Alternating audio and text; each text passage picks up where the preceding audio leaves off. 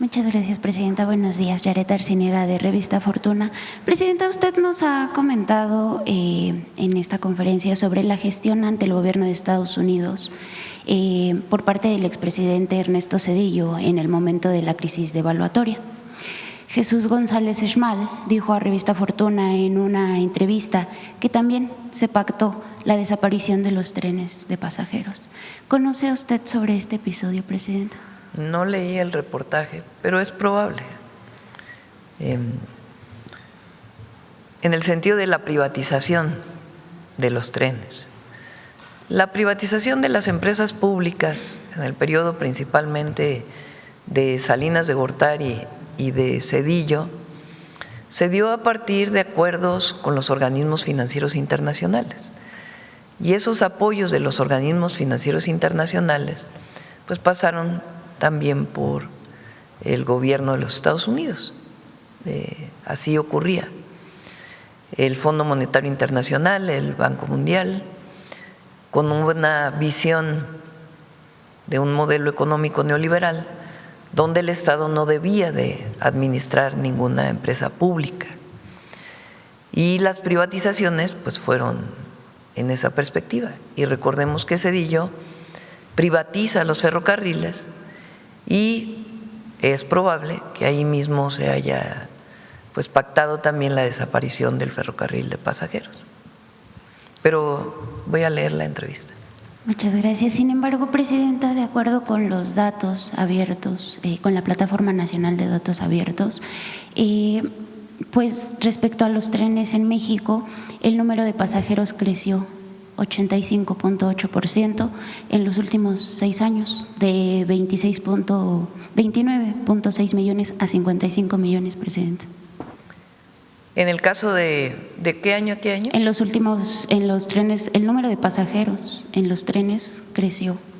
El único tren que quedó de pasajeros en el país, privatizado como un tren turístico, fue el de Chihuahua a Sinaloa, el llamado Chepe, que pasa por las Barrancas del Cobre y llega hasta Sinaloa, por la Tarahumara, como tren turístico. Y el otro tren que se hizo en su momento ya privado fue el suburbano, inició con Fox y lo terminó Calderón. Cuando llegue el presidente López Obrador, pues se hace el Tren Maya, el interoceánico de pasajeros, que en este momento está interrumpido por el accidente que hubo, aunque va a recuperarse obviamente, y el Insurgente, con el presidente López Obrador se inauguró la ruta Toluca-Santa Fe, y nosotros ya inauguramos la ruta Santa Fe, Observatorio, en la Ciudad de México, del tren Insurgente, y del tren Felipe Ángeles estamos comprando las acciones privadas para que sea un tren público de Ciudad de México hasta Lechería, y ya funciona el de Lechería hasta el Aeropuerto Internacional Felipe Ángeles. Y nosotros, además de lo que hizo el presidente López Obrador, pues estamos construyendo el tren de pasajeros Ciudad de México-Nuevo Laredo, Ciudad de México-Guadalajara, y estamos viendo ya si nos da tiempo de Guadalajara hasta Nogales. Un incremento del 85.8%. Sí, y el Tren Maya tiene muchos pasajeros, está funcionando muy bien. ¿Y esto en los últimos 6 años? En los últimos 6 años, principalmente los últimos 2 del presidente López Obrador y ya los prácticamente 2 años que llevamos en el gobierno. Muchas gracias, Presidenta. También sobre el tema, ¿existe una correlación entre la mayor participación de los trenes de pasajeros y el incremento de la seguridad pública? De la seguridad para las personas pues, que se transportan a través de las vías ferroviarias y no por carreteras. Presidenta, ¿han calculado cómo mejorará la seguridad para las personas que podrán trasladarse por todo el país en una vía confinada como la que representan los trenes de pasajeros? Andrés, ¿quieres contestar esa parte? Y también preguntar cómo contribuyen los trenes a la Estrategia Nacional de Seguridad, Presidenta. Con su permiso, Presidenta. Sí, los trenes de pasajeros son un medio de transporte realmente muy seguro y lo son desde dos puntos de vista. En términos tecnológicos, justamente los trenes de pasajeros que están operando y los que se van a poner en operación ofrecen sistemas que garantizan la correcta operación, la seguridad de los pasajeros y sobre todo la confiabilidad en términos del recorrido. Adicionalmente, le doy un ejemplo, en el AIFA Lechería, en el tren que ahorita está operando a Toluca, no tenemos realmente un reporte de incidencia de robo, entonces también tiene un componente de seguridad pública que es muy importante. Y por último, ya lo mencionaba usted, seguridad vial. Como todas las vías, y tiene su complejidad hacer el diseño para que las vías sean confinadas por las implicaciones que tienen las comunidades que se van cruzando, los cruces viales, etcétera, como todas las vías van confinadas, realmente no hay ningún riesgo de interacción con otros vehículos. Estamos acostumbrados a que en las calles, en las carreteras, pues realmente dependemos de lo que decide hacer cada conductor, que respete las reglas, que sepa conducir, etcétera, y al mismo tiempo que los peatones, los ciclistas, los motociclistas podamos convivir de forma segura con esos vehículos más grandes. Esa interacción cotidiana, que muchas veces es lo que genera los problemas de seguridad vial, simplemente no existe en un tren. Entonces, por eso, en todos los trenes del mundo realmente hay muy pocos incidentes de seguridad. Presidenta, en otro tema, el sesgo que tienen algunos analistas económicos respecto al comportamiento de la economía tiene que ver con la ausencia de nuevas metodologías para la evaluación de los datos sobre el impacto del desarrollo del mercado interno en el crecimiento del Producto Interno Bruto. Uno de los pocos bancos que se ha ocupado por actualizar su análisis es BBVA, con un nuevo indicador sobre el consumo que se conoce como Big Data, que apenas hace unos días reveló que el consumo de los mexicanos rebotó en mayo por primera vez desde octubre del 2025. Presidenta, ¿no deberían más analistas ocuparse de entender las nuevas dinámicas de la economía y las acciones desde la Secretaría de Hacienda para impulsar la economía en medio de un ambiente complejo y recesivo a nivel mundial? Lo hemos platicado aquí varias veces. El indicador que desde hace tiempo se utiliza para determinar lo positivo o no de una economía es el Producto Interno Bruto, que formalmente es la riqueza generada en un país. Sin embargo, el PIB es un indicador muy agregado que no habla de muchas otras cosas, como por ejemplo la distribución de la riqueza. No habla del incremento de los derechos del pueblo. Durante algún tiempo, el Programa de Naciones Unidas para el Desarrollo hizo un índice que era el Índice de Desarrollo Humano. Hace tiempo que dejó de utilizarse este índice, pero tomaba en cuenta el Producto Interno Bruto per cápita, pero también el incremento en el nivel educativo de la población y algunos otros indicadores que ayudaban a determinar el nivel de desarrollo de un país. El mejor ejemplo de ello es lo que ha pasado en México. Durante el periodo del presidente López Obrador, 6 años, y aún con una caída del PIB en el año 2020, el año más difícil de la pandemia del COVID, la economía cayó más de 8 puntos. ¿Por qué? Pues porque cerraron las fábricas por la sana distancia, porque era la única manera, no solo las fábricas, sino las oficinas, comercios, servicios, porque era la única manera de contener el contagio. Lo hicieron también en otros países. Aún con esta disminución y con un crecimiento que el mayor fue en el 2023, con el crecimiento de 3.3% del PIB, en promedio creció, tomando en cuenta esta caída, pues alrededor de 1.5% anual. y salieron 13.5 millones de mexicanos de la pobreza y aumentó el salario mínimo. ¿Dónde se mide eso? ¿Cómo se mide?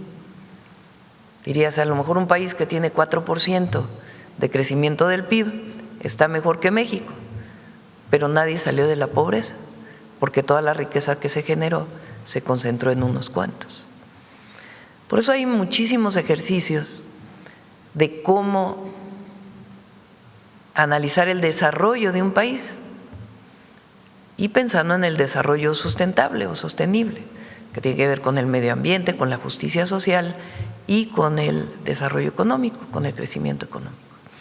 Indicadores como este que tú planteas tienen que ver, en efecto, con el consumo. Y más ahora, mucho del consumo se realiza por vía electrónica, ya no es el consumo directo de las tiendas. Entonces, hay muchas maneras de conocer las características de la economía de un país. Y nosotros preferimos que no solo sea el PIB, sino que sean muchos otros indicadores que nos hablen de cómo está desarrollándose México. Y esa es una visión también del humanismo mexicano, distinto al periodo neoliberal. Podían crecer al 2% algunos sexenios, pero aumentó la pobreza, aumentó la desigualdad. Entonces, ¿quiénes fueron los beneficiados del crecimiento del 2%? Eso no quiere decir que no sea importante el crecimiento económico, pero no es lo único. Y hay que tomar en cuenta muchos otros indicadores. ¿Han platicado con bancos o casas de bolsa para darles a conocer estos nuevos umbrales económicos, Presidenta? Porque sabemos que la Secretaría de Hacienda pues sí ha desarrollado nuevos modelos de análisis. Este semestre que inicia el 1 de julio, el segundo semestre del 2026, se van a adoptar muchas acciones que hemos venido tomando, entre otras la obra pública. Distintos mecanismos que hemos desarrollado que nos permitan seguir haciendo obra pública sin necesidad de endeudar al país, nos van a permitir impulsar la obra pública. Vean ustedes en los indicadores de crecimiento económico de los últimos meses, la construcción es lo que ha permitido el repunte. También creo que sale hoy un indicador que el empleo manufacturero comienza a crecer nuevamente. Pero la construcción es la actividad económica, la industria de la construcción que potencia el desarrollo económico y genera empleo. Entonces, estas obras públicas, el desarrollo de las nuevas obras públicas que cumplen con el proyecto de nación que presentamos, el plan de desarrollo para hasta el 2030, y al mismo tiempo la vivienda para el bienestar, están impulsando y van a impulsar todavía más el segundo semestre de este año. Y eso lo está haciendo Secretaría de Hacienda en una presentación muy breve para poderla presentar a cualquier persona que quiera conocer cómo se está desarrollando la economía mexicana. Muchas gracias, Presidenta. Por último, en las últimas semanas ha trascendido quejas formales en el Tribunal Superior de la Justicia de la capital que acusan una presunta injerencia sistemática en sentencias y asuntos administrativos por parte de mandos medios como Karen Nayeli Miranda Reyes, Presidenta, y oficinas de apoyo que asisten directamente a la presidencia de este tribunal. Uno de los más importantes del país, por cierto. Más allá del caso concreto, Presidenta, preguntarle si debería de preocuparnos que este tipo de dinámicas por parte de algunos funcionarios que van desde nepotismo y tráfico de influencias empañen la certeza jurídica, sobre todo cuando pues se ha hecho un gran esfuerzo por cambiar el Poder Judicial. Había que revisar el Tribunal Superior de Justicia Administrativa de la ciudad, esto que mencionas. Y cero privilegios. La ley se aplica por igual a todas y a todos. Si hay un abuso de autoridad, que es esencialmente lo que revisan los tribunales administrativos, si se utilizó alguno de los instrumentos legales por parte de los gobiernos en contra de un privado en temas administrativos, no penales, administrativos, pues tienen que atenderse, pero no puede atenderse con beneficio para unos y no para otros, sino que tiene que aplicarse la ley. Para eso están los tribunales. Y Presidenta, nada más para aprovechar que está la titular de la SEDATU y lo que exponía sobre la mediación con las comunidades, preguntar si esta metodología de mediación que se ha hecho con las obras ferroviarias se podría aplicar en otras obras emblemáticas como los polos de desarrollo, otras. En todos lados trabajamos con las comunidades y el objetivo es que las comunidades vivan mejor después de la obra, sea de ferrocarril, de carretera, de camino o de polo de desarrollo, que vivan mejor que antes de que existiera la obra, porque no se trata de hacer un ferrocarril y que las comunidades que están a los lados tengan peores condiciones de vida, al contrario, que mejoren los servicios y al mismo tiempo que sea un beneficio el tren en este caso para las comunidades. Entonces, en todos lados se habla siempre con las comunidades y se busca generar consensos. Muchas gracias, Presidenta. Buen día. Gracias. Vamos de este lado. A ver, la compañera.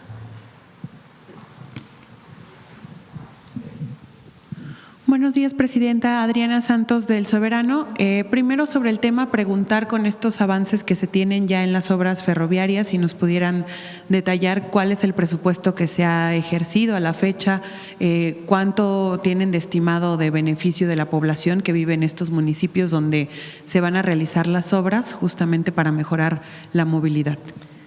Los trenes, todos los proyectos de trenes van a tener una inversión de cerca de 750,000 millones de pesos. Estamos hablando del Tren Maya de carga, estamos hablando de mejoras en el tren interoceánico y terminar el interoceánico hasta la refinería Dos Bocas y hasta Ciudad Hidalgo, y los trenes que el día de hoy presentamos y algunos otros proyectos que ojalá los podamos presentar muy pronto, pero tienen un presupuesto de 750,000 millones de pesos. Y está revisado, en fin, se hacen todos los mecanismos de transparencia que sean necesarios. También, Presidenta, preguntar acerca de más detalles sobre la nueva ruta del tren ligero que llegará al Estado de México. ¿Cómo va a funcionar pues esta conectividad justo con la Ciudad de México para llegar al Estado de México?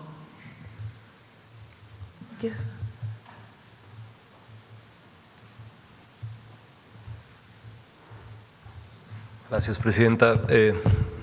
Sí, el Estado de México planteó y es un proyecto del Estado de México, sí me gustaría aclararlo, y la ejecución, tanto financiamientos del Estado de México, de hacer un tren ligero de Texcoco a La Paz.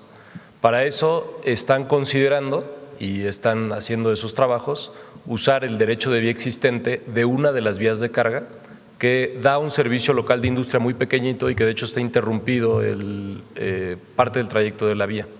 Entonces, es ahí donde ellos están planteando ese proyecto y estoy seguro que informarán pronto realmente en qué paso van para poder hacer su ejecución. Muchas gracias. Presidenta, finalmente, cambiando de tema, el embajador Ronald Johnson el día de ayer la felicitó por su cumpleaños con un mensaje que dice: he podido constatar de primera mano su compromiso con servir al pueblo de México y fortalecer la cooperación entre nuestros países. ¿Cuál es su mensaje o bueno, su opinión acerca de este tema o este mensaje que manda el embajador que contrasta totalmente con la narrativa que señala que hay una mala relación entre México y Estados Unidos, sobre todo con temas que tienen que ver, por ejemplo, con seguridad? En todos los temas hay muy buena relación. Como lo he dicho en muchas ocasiones, hay temas en los que no estamos de acuerdo.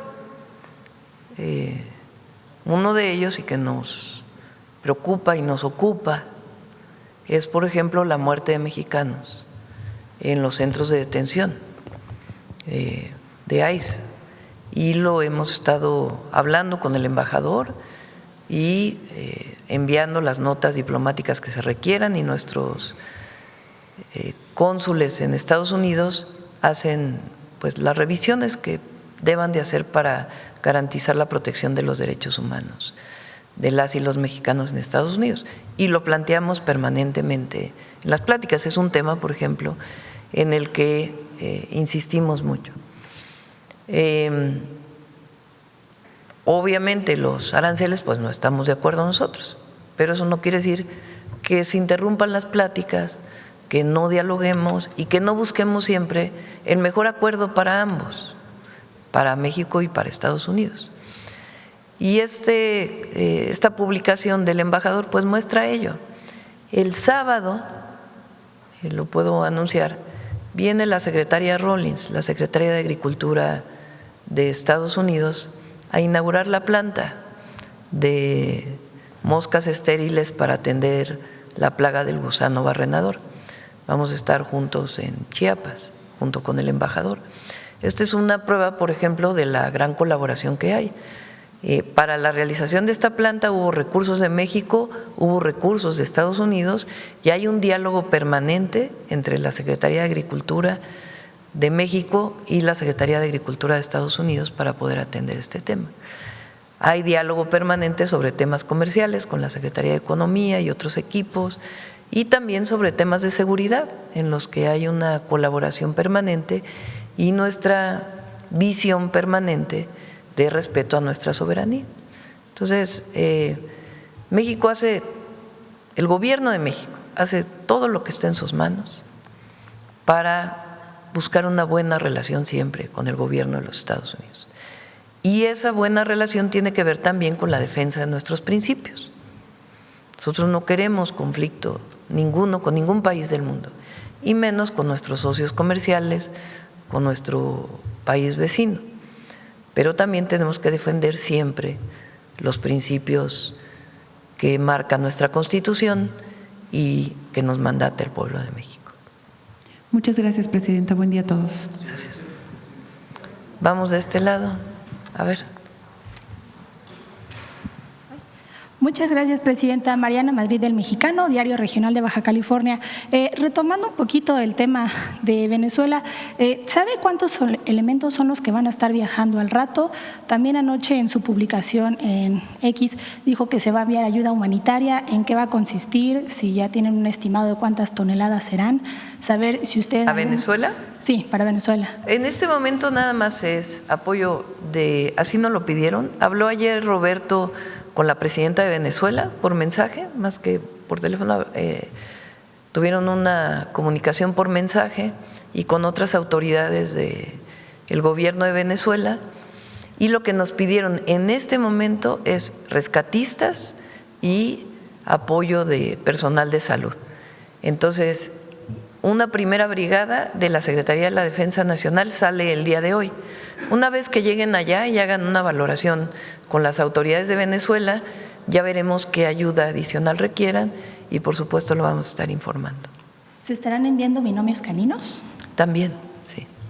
¿En algún momento se tiene contemplado que desde México se abra un canal público para que la gente pueda hacer donaciones? Vamos a esperar. Hasta ahora nos dijeron que lo que necesitan es eso. No nos pidieron apoyo en alimentación o algunos otros insumos. Entonces, por lo pronto, lo más importante que nos piden es esto y, repito, va una brigada el día de hoy.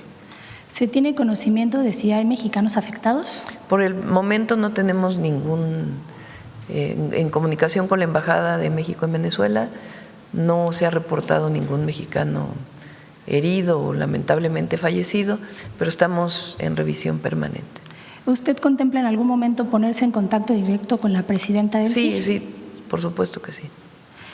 Pasando a otro tema que en el ámbito internacional, ayer ya se nombró oficialmente a Abelardo del Espriella como el ganador en Colombia, su contrincante también pues ya reconoció esto, saber si usted lo va a felicitar, se va a poner en contacto con él y cómo será a partir de ahora la relación de México con Colombia, pasando de un gobierno de izquierda a un gobierno de derecha.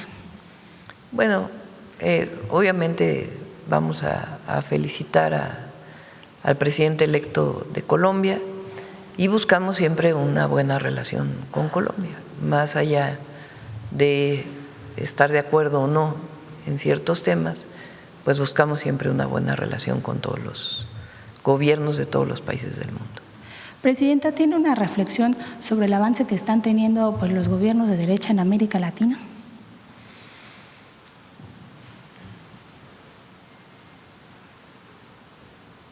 Pienso que son dos temas, ¿no? Uno es, y por eso mi llamado permanente a que tenemos que discutir esto en México, es el tema de la influencia de grupos internacionales de derecha que se organizan para utilizar las redes sociales con noticias falsas. Esto tiene que revisarse en México necesariamente. Y por eso es importante las reformas que se han planteado. Entonces, una parte es eso, pero otra parte muy importante tiene que ver con la organización del pueblo, de los pueblos, la defensa de sus derechos. Nosotros pensamos que son los gobiernos humanistas, progresistas, los que se acercan más a los pueblos y que para que permanezca un gobierno humanista, pues tiene que tener una cercanía enorme con el pueblo. Pues nosotros, lo más importante para nosotros es cumplirle al pueblo y la cercanía y la organización de la gente para defender sus derechos. Y precisamente hablando de gobiernos de derecha en América Latina, hace unos días entrevistaron a la candidata de derecha en Perú. Ella dijo que buscaría un acercamiento con México porque hay lazos de amistad que deben priorizarse más allá de las posturas. Qué bueno, me parece muy bien. Todavía no se resuelve completamente en Perú la decisión de quién va a gobernar. Bueno, y en Colombia también fue una votación muy cerrada. Y en Perú también así, está muy cerrada. Pero qué bueno de la candidata que hable de fortalecer la relación con México. Y nosotros siempre, porque es importante, lo vamos a defender siempre. Todavía hay en la embajada, que ya no es embajada en México porque está en este momento resguardada por Brasil, una persona del gobierno del presidente Castillo que está pidiendo asilo en México y que todavía no tiene el salvoconducto. Entonces, es muy importante para nosotros que se dé este salvoconducto y también nosotros tenemos una posición respecto a la libertad del presidente Castillo, pero eso no impide que podamos, porque nunca pensamos nosotros en romper las relaciones, fue el gobierno de Perú que lo planteó de esta manera y siempre buscamos la mejor relación con todos los pueblos del mundo. Ya pasando a otros temas, Presidenta, el fin de semana estuvo en Baja California, sin embargo hay una deuda que está quedando en la entidad, es la planta desaladora. Ya son 2 ocasiones en las que la Conagua declara desierta la licitación. Saber qué reporte tiene de esto, qué está pasando que impide que inicie la construcción. Pues normalmente cuando se declara desierta una licitación es porque no cumplió técnica o financieramente con las especificaciones que están planteadas por la autoridad. Una vez que se ha licitado 2 veces puede haber una asignación o en este caso un concurso para ver una subasta inversa, que le llamamos, como es en adquisiciones, para ver quién es la empresa que puede cumplir de mejor manera con la planta desaladora, pero sí la vamos a construir. Es una inversión de cerca de 6,000 millones de pesos, pero es la única manera de darle agua a Rosarito y Tijuana. Y finalmente, Presidenta, precisamente ayer se hablaba de energía, vino la CFE. Hay sectores, sobre todo en Mexicali, que están pidiendo que la CFE pueda ampliar este subsidio que se les da en esta temporada del año por los altos costos, saber si se puede revisar este tema. Mexicali tiene la tarifa más baja. El problema fue, o digamos la situación, el fenómeno que vivimos este año, es que la temperatura empezó a aumentar en abril y la tarifa entra en mayo. Entonces tuvieron un mes pues de tarifas muy, muy altas y estamos viendo de qué manera lo podemos resolver. Y por otro lado, ahí tenemos un programa que en este momento solamente ha atendido a, creo que 5,000 viviendas, pero queremos ampliar para que las viviendas tengan paneles fotovoltaicos, de tal manera que no solo sea el subsidio, sino que puedan generar electricidad con el sol y con ello, además de usar fuentes renovables de energía, poder bajar el consumo de electricidad que viene directamente de la red y con ello bajar la tarifa. Entonces estamos trabajando en ello y el objetivo es ampliar ese programa, no solo para Mexicali, sino para otras zonas del país. Muchas gracias, presidenta. Buen día a todos. Gracias. Gracias. Buenos días, presidenta. Arturo Pavón, de Efecto Colateral y Chihuas News.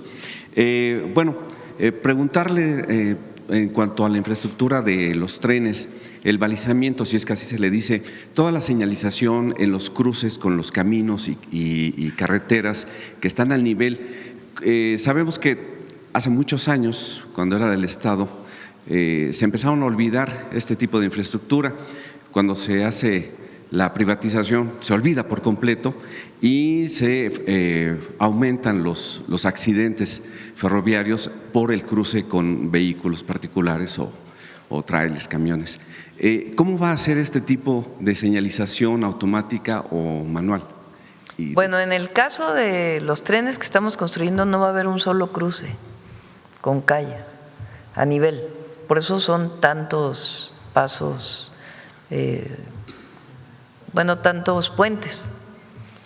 En total, ¿cuántos kilómetros tiene usted, General Vallejo? Unos 44 kilómetros de viaductos elevados.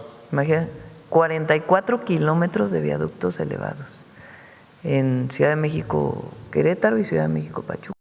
¿Y en los otros, Andrés? ¿Lo tienes? 50 kilómetros. Entonces, el objetivo es que no haya un solo cruce. Ahora, para los trenes de carga todavía hay muchos cruces dentro de las ciudades. Por ejemplo, estamos haciendo un puente en Tepic para liberar ese cruce.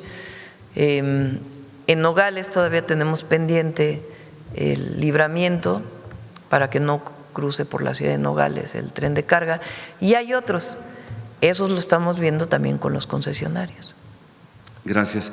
En una segunda pregunta, por ese periodo de olvido de tantos años, 90 años en el municipio de Toluca, el ayuntamiento pues nunca hizo nada por la repavimentación o el mantenimiento.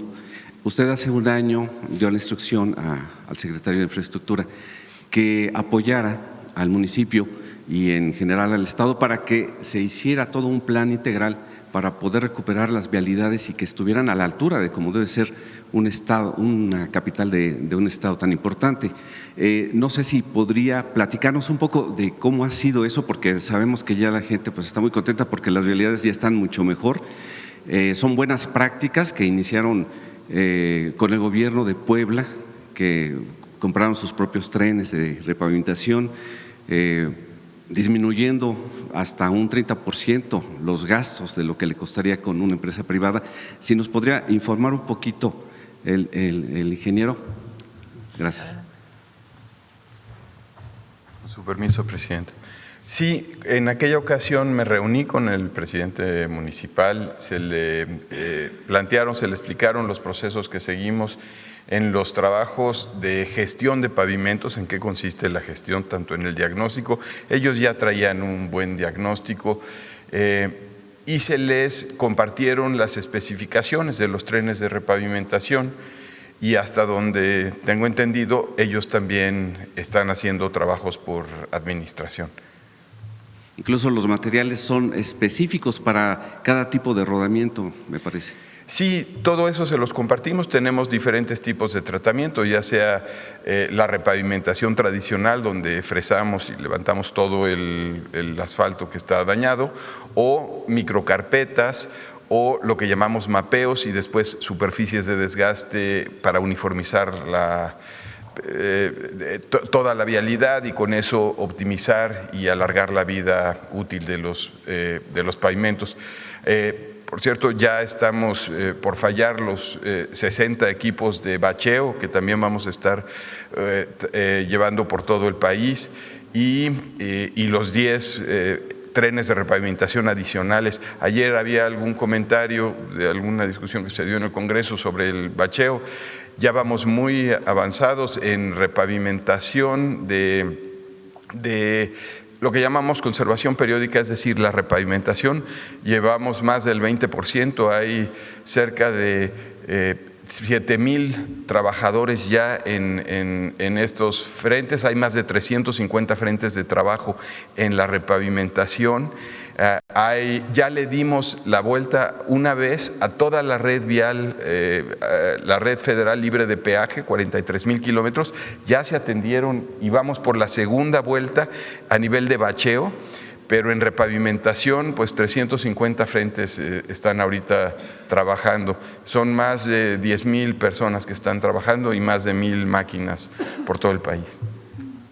Y como tercera pregunta… Lo que recuperamos, gracias al trabajo de Jesús, que también lo tiene la defensa, son lo que se llaman trabajos por administración.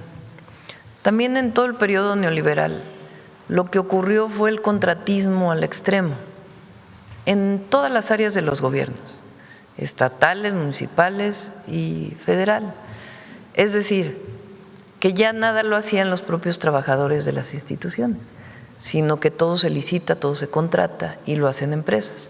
Obviamente hay algunas cosas que tienen que hacer las empresas constructoras, pero por ejemplo la pavimentación, el bacheo, pues no necesitas estar contratando permanentemente a una empresa para que haga el bacheo. Entonces se recuperaron los trabajos por administración. En la administración pasada, con el presidente López Obrador, se le dieron equipos a la defensa, que hizo la repavimentación y la mejora de las carreteras que fueron dañadas por la construcción del Tren Maya, por el paso de los tractocamiones. Y nosotros el año pasado compramos 20 equipos, fueron 20, ¿no? 20 trenes, les llamamos, de repavimentación, que son como 4 equipos diferentes que se utilizan para repavimentar. Entonces es con los propios trabajadores de SICT, solamente se compra el asfalto y en algunos casos se recicla el que se va recuperando del fresado, se llama, de levantar el pavimento, y eso hace pues que los trabajos sean alrededor del 30%, a veces hasta el 40% más económicos. Esto que hicimos, incluso le dimos trenes de repavimentación a 10 municipios del Estado de México, al oriente del Estado de México. Lo escucharon muchos de los estados y dijeron, nosotros también vamos a hacerlo así. Entonces en Puebla, por ejemplo, el gobernador Armenta compró trenes de repavimentación y está apoyando a los municipios para repavimentar, además de repavimentar carreteras estatales. Lo mismo ocurrió en Toluca, que han ido avanzando poco a poco, y en muchos otros lugares donde decidieron recuperar lo que se llama trabajos por administración, que es comprar equipos y hacerlo con los propios trabajadores.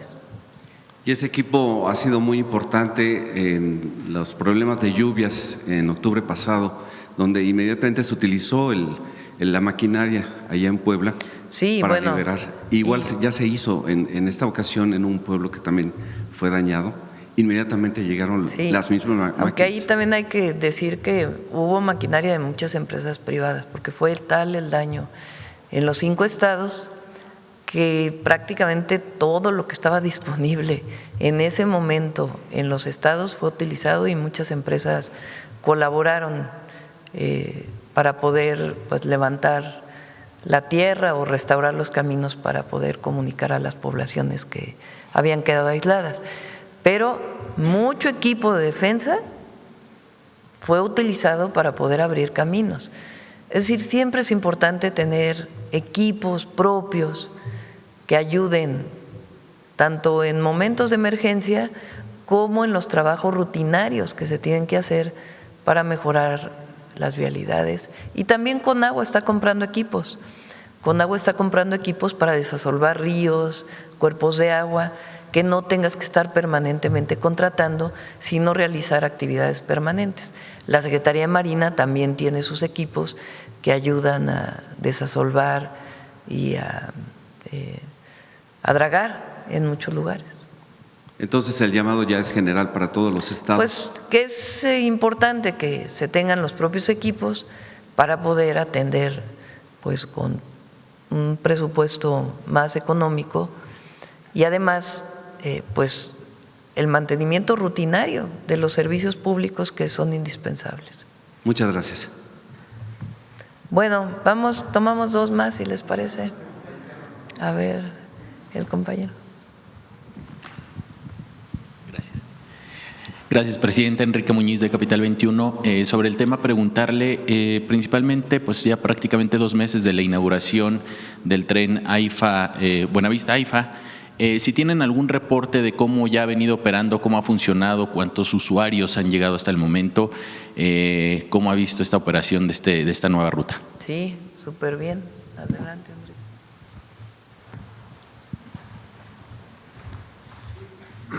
Enrique. El servicio que va de Buenavista al AIFA, como ahorita dijo la presidenta, ha operado muy bien, ha hecho un muy buen trabajo el equipo ahí de Fonadín, pero sobre todo los usuarios han mostrado su satisfacción. ¿Y cómo lo han mostrado? Usándolo. Ahorita ya es más de 1.5 millones de usuarios quienes han usado el servicio y como nos dijo desde el día de la apertura el director general de Banobras, conforme fuera avanzando la operación, iban a ir mejorando las frecuencias y el tiempo de recorrido. Con el equipo de Fonadín hacemos una revisión semanal de cómo están los tiempos. Ahorita ya los recorridos, por una parte los recorridos son de alrededor de 47, 46 minutos, estaban en 52 minutos, entonces eso ha mejorado y ha sido muy preciso en términos de la frecuencia, de estar cumpliendo básicamente la salida cada 30 minutos en las terminales para hacer el recorrido. ¿Qué es lo que también se ha detectado? Que no fue, por ejemplo, de 4 a 4:30 no hubo y hasta las 5. Y el vuelo de las 6, o sea, penitas llegaron barriéndolos. Con gusto podemos revisar si hubo un incidente la semana pasada, pero en términos de la operación cotidiana básicamente se está cumpliendo con precisión la media hora y está detectado que son básicamente 3 estaciones que tienen una afluencia muy importante, que es Lechería propiamente, pero también en Prado Sur y en Jaltócan. ¿Por qué? Jaltócan es la que está antes del aeropuerto Felipe Ángeles. Muchas personas que viven en Zumpango, en Jaltócan, la propia gente que vive, justamente integrantes o familiares del Ejército Mexicano y la Fuerza Aérea que viven en esa zona están usando el servicio de Jaltócan y también en Prado Sur porque es una zona más poblada. Lo que también vemos, y de hecho nos reportó el día de ayer el tren, es que el día antes de la inauguración del Mundial, hubo un pico de usuarios viniendo del AIFA. Entonces, era lo esperado, sabíamos que iban a venir turistas nacionales e internacionales a la Ciudad de México para el partido y eso se notó en el uso del tren. Ya relacionado con este tema, ¿tienen algún pendiente de obra alterna sobre esta ruta, tanto en estaciones, por ejemplo? ¿Hay algún pendiente o ya quedó completamente finiquitado el tema? Sí, como lo habíamos anunciado también el día de la apertura, tenemos 3 pendientes importantes. Los primeros tienen que ver con las pasarelas de un lado en 3 estaciones. Esas ya están todas en proceso. O la cimentación ya está terminada, la fabricación de la pasarela y lo que verán será de repente una aceleración muy rápida, porque una vez que ya está la cimentación y se termine la fabricación, pues el montaje sucede muy rápido, son simplemente pasarelas sencillas para peatones o acceso peatonal. Y también la obra hidráulica en la zona de la estación de Cajiga. Este es un trabajo en colaboración que se está haciendo con las autoridades de agua locales del Estado de México, el municipio, el gobierno estatal, Conagua y nosotros. Es realmente una zona que ha tenido unas complicaciones que no se deben específicamente a la estación, son complicaciones que tienen que ver con drenaje que vienen de tiempo atrás, pero que la presencia de la estación nos hizo a todos muy visible el problema de inundación que se estaba generando y se van a terminar también los trabajos como se acordó con los vecinos. Perfecto, gracias. Presidenta, no sé si ya haya tenido oportunidad en temas de la capital de ver o de conocer cómo quedaron las remodelaciones de diversas estaciones de la línea 2 del metro. ¿Qué le parece? Si tiene alguna opinión de… Pues lo he visto en redes, la verdad, porque no he tenido oportunidad de visitarlas. Pero creo que quedaron muy bien. Siempre hay críticas. Los que ya sabemos que nos critican, no importa lo que hagamos. Pero quedó muy bien la línea 2 del metro, la verdad. Perfecto. Y ya nada más en un tema político, bueno, pues ya cercano al proceso electoral rumbo al 2027, preguntarle si tiene algunos indicios sobre más cambios en su gabinete, titulares de secretarías o dependencias que ya hayan platicado con usted acerca de pues alguna intención de poder participar. Quienes hace tiempo, como saben, les pedí que si iban a participar como candidatos o candidatas, pues que tomaran la decisión de salir del gobierno. Y hubo alrededor de 7 personas que salieron, además obviamente de la secretaria Ariadna y la secretaria Citlali, que hoy cumplen funciones en el Partido Morena, y algunos otros como Santiago Nieto, que también pidió salir del INPI y pues va a competir en algún proceso. Perfecto, Presidenta, muchas gracias. Gracias. ¿Perdón? La línea 2 porque todavía hay obra negra. Ahí en Allende. Pues hay que preguntarle a la jefa de gobierno porque son ellos quienes están realizando la obra. Bueno, vamos con el compañero. A ver si nos pasa el general secretario.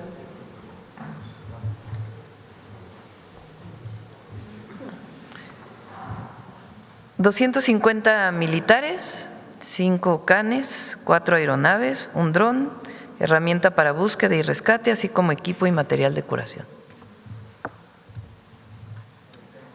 Sí. Aquí le di la palabra. Con su venia, Presidenta, Javier Pérez de HCTV Noticias. Me voy a tomar asiento. Presidenta, hace unos días usted hablaba de la IA, incluso sacó una carta o un comunicado que sacó el Papa. Hay una situación imperante en uno de los estados cercanos a esta ciudad que incluso ha rebasado las fronteras. El país, por ejemplo, el medio de comunicación El País de España lo titula a la casa de periodistas en San Luis Potosí. Quiero dar un poquito de contexto. Sale un video en este estado que se hace viral, posteriormente crean una ley que se le llama o se le conoce hoy como la Ley Serrano, que atenta presuntamente en contra de la libertad de expresión en San Luis Potosí, impulsada por una senadora del Partido Verde y obviamente junto con su esposo el gobernador, así como también el apellido Serrano. Hay ahorita en San Luis Potosí una incertidumbre porque hay 16 denuncias en contra de periodistas, directores de medios de comunicación, creadores de contenido y algunos ciudadanos, en donde hay 10 órdenes de aprehensión. Hubo 3 periodistas aprehendidos, de los cuales salieron 2, hoy hay 1. Su parecer, porque parece que esta ley se le adelantó a usted en el tema de ver precisamente la regulación de la IA, y al parecer pues algunos políticos la están tomando como una carta para ir en contra de periodistas. ¿Su opinión acerca de esto? No conozco con detalle esta ley en San Luis Potosí, pero por supuesto lo revisamos. Nada puede ir en contra de la libertad de expresión. Lo que hay que hacer de manera conjunta y con una discusión nacional es la regulación de la inteligencia artificial y particularmente cuando tiene que ver con noticias falsas, que lo vemos muy seguido. Por lo menos tiene que haber muy visible el anuncio de que es realizado con inteligencia artificial. Pero es algo que se tiene que discutir y eso no puede ir en contra de los principios del derecho a la información y la libertad de expresión.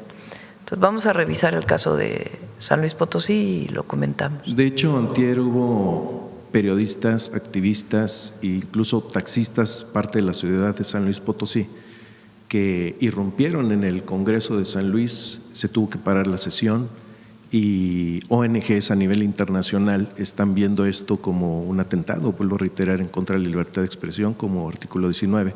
Piden la derogación inmediata de esta ley. Pues Gracias, vamos a revisarla. Bueno, cerramos Mujeres en la Historia.